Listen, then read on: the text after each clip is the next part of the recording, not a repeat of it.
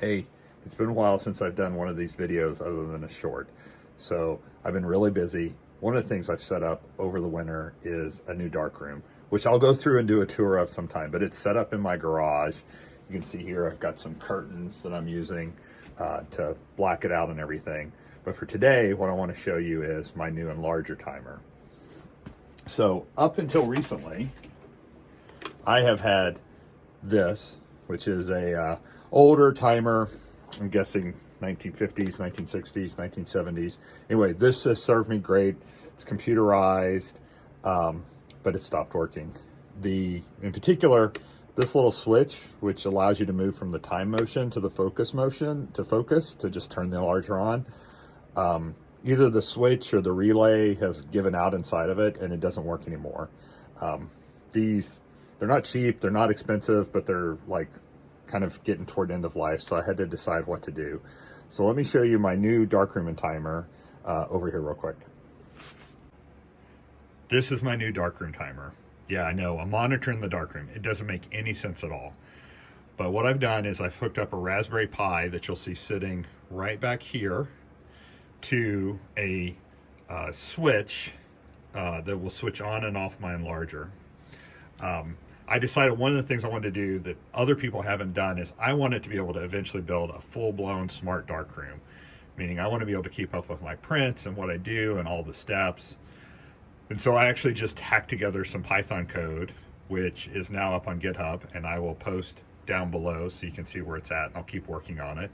But yeah, my smart darkroom timer is, I'll zoom in here real quick and I'll just kind of show you a little bit about how it works, and then we'll turn out all the lights and I'll show it working in the dark. This is it. This is the smart darkroom timer. I might get in the way of the screen just a little bit while I do this, so apologize.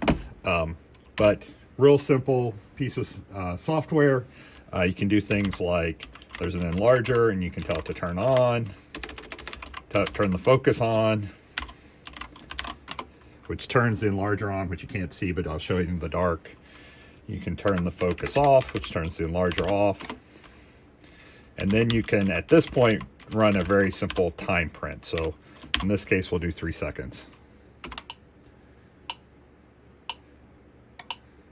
So one of the things that I added to this darkroom timer was a metronome clock, because as I'm dodging and burning, I like to hear the seconds tick away.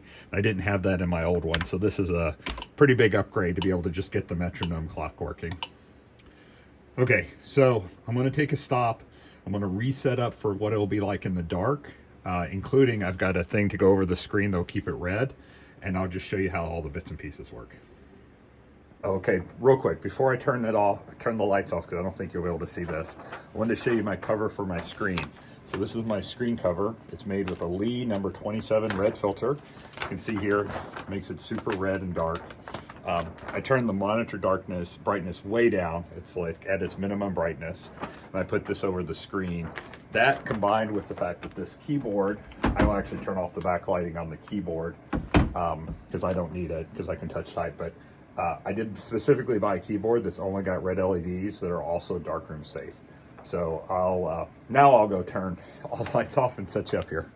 I said I was going to do that in total darkness, but as soon as I turned it off and just had the safe lights on, my camera couldn't pick up anything. So I've left one light on in my darkroom today.